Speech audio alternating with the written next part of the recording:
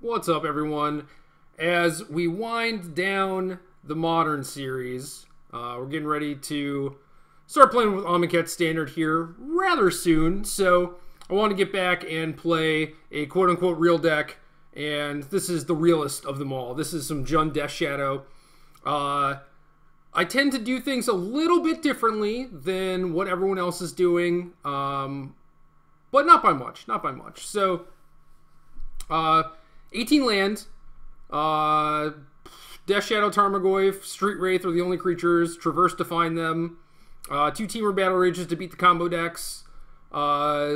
The things that are a little bit different are I have Liliana of the Veil, and I've seen a lot of lists that have moved back to Veil, but also generally play a Last Hope in the main deck. I have the 4th Fatal Push instead, just because it's like, it's the best card. Like, why are you not playing 4 of this? 4 Fatal Push just makes a lot of sense, and sure, there are some things that it doesn't touch, but if I wasn't playing this push, I would probably have another Tarfire instead. So, slightly worried about Delirium concerns, but I think that push is good enough that it warrants that. 2 Abrupt Decays main deck, and these are also not great. Like, they don't kill Thought-Knot Seer or Reality Smasher or any of that big stuff, but it's a nice main deck way to handle things like Chalice of the Void and, I don't know, Blood Moon, I guess. But, you know, mostly Chalice, and it kind of like saves you on sideboard slots because you get to play this artifact removal spell in your main deck, which is great. So, 2 mana is a little bit clunky, and it could be something like Terminate or even Dismember, although Dismember is a little bit worse than the Mirror Match. But, yeah, I like generally having like 2 Decays, 2 commands, for just ways to naturally answer artifacts so that you don't get pummeled by cranial plating or some such. 8 discard spells, which is, you know, come on, like these are the actual best cards. Fatal Push is not the best card; it is the discard spells. But some lists have like shaved an Inquisition, and I just can't imagine doing that just because the discard spells are so good, even into like turn 4, turn 5, where, you know, if you don't have a threat yet, then you need a discard spell to actually clear their removal spell. So just drawing multiple discard spells is almost always good. And other than that, I think the main deck is pretty solid. It's just like I'm playing like the best cards, and that's it. The lands, I made a slight change, which is basically at the recommendation of Magnus Lanto, and it's just one of those things where I thought it was probably correct, but I didn't want to pull the trigger until someone else gave me permission, basically. So Magnus cut the forest and changed all the fetches to black fetch lands, which makes a ton of sense. You have less things to actually find stomping around, but everything hits your basic swamp, which is, you know, kind of neat.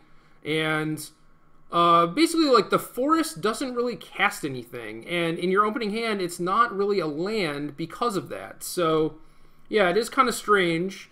Because it just makes sense, and like it does some stuff. It gives you like some insulation against Blood Moon and whatnot, and maybe it could actually just be a sideboard card, oddly enough, for like burn and against Blood Moon. But I think the forest is just bad enough that it doesn't make the cut. So in its stead, we have a 2nd Overgrown Tomb and a Watery Grave. I do think that you want 6 real lands.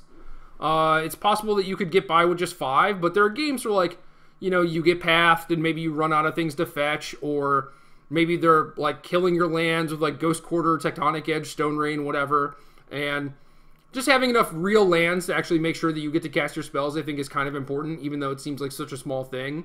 But, for example, like, you couldn't play like 4 real lands. I mean, you could. That is legally a thing you could do, but I think it's just like a bad idea to just play like a ground, a tomb, a blood crypt, and a swamp. I just feel like there are going to be some games where like bad stuff's going to happen to you. So we have this Watery Grave, which casts some of our sideboard Stubborn Denials. This is one of the best cards out of Grixis Death Shadow.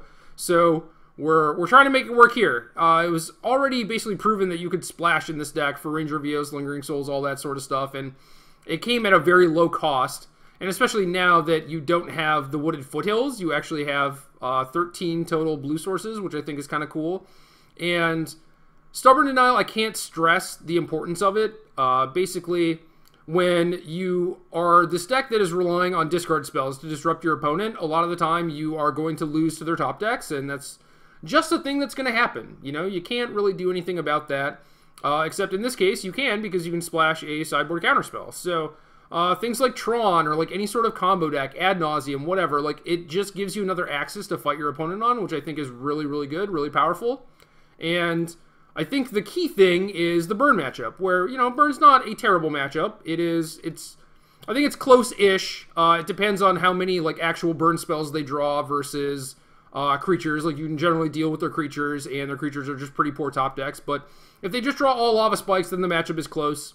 And things like Collective Brutality can obviously help you there, but, like, it's this weird dance where, you know, you're trying to not deal yourself too much damage, but you do want to deploy your Death Shadows, and they're saving up their burn to just, like, kill you in, you know, like, between your end step and their next main phase. So Stubborn Denial kind of puts the kibosh on that, and it also allows you to go a little bit lower on the turn when you're trying to combo them, maybe with, like, a Team or Battle Rage or something. So I think Stubborn Denial is very, very good. Pretty excited to try it. I have not really liked splashing the white, so having access to Stubborn Denial is like something that I'm certainly interested in, just because those are like the scariest decks in Modern, are the ones that you want the Stubborn Denials against. And then we have a Maelstrom Pulse, which I basically want 4 Lingering Souls for the mirror. I don't think that Souls is like that good, because if they're playing Souls and you just have 2 big threats and you get to kill their big threats, then their Souls are just chump blocking, not really doing a whole lot. Plus, you have Liliana, the Last Hope, to mitigate them, but I do like having this Maelstrom Pulse, both as another catch-all to artifacts and enchantments, but also just souls, and it's another removal spell that kills big things in the mirror, and it punishes them for doing stuff like, you know, Ranger Viosing for 2 Death Shadows and playing out them both. So I like having access to the Maelstrom Pulse. This is like my slow, kind of unwieldy flex slot, but it sort of solves a lot of problems.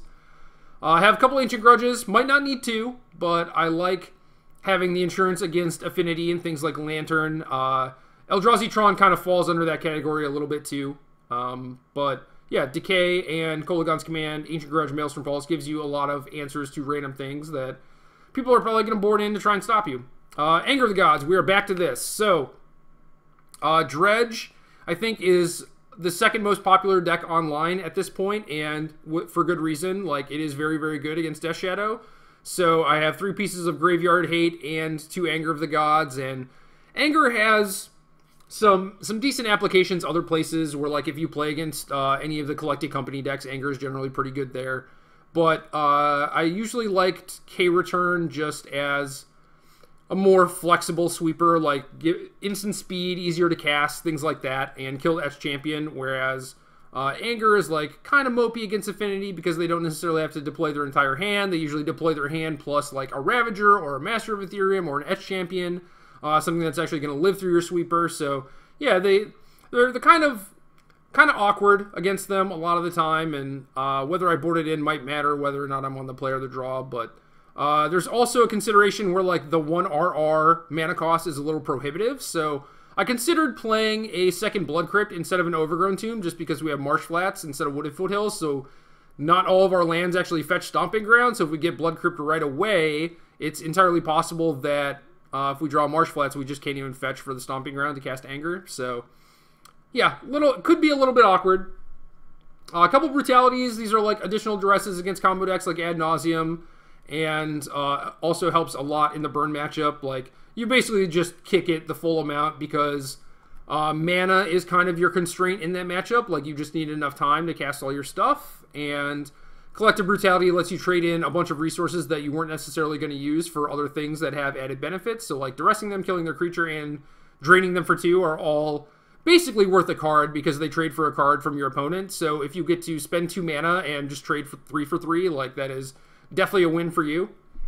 But yeah, only have 2 of these because of the Stubborn Denials.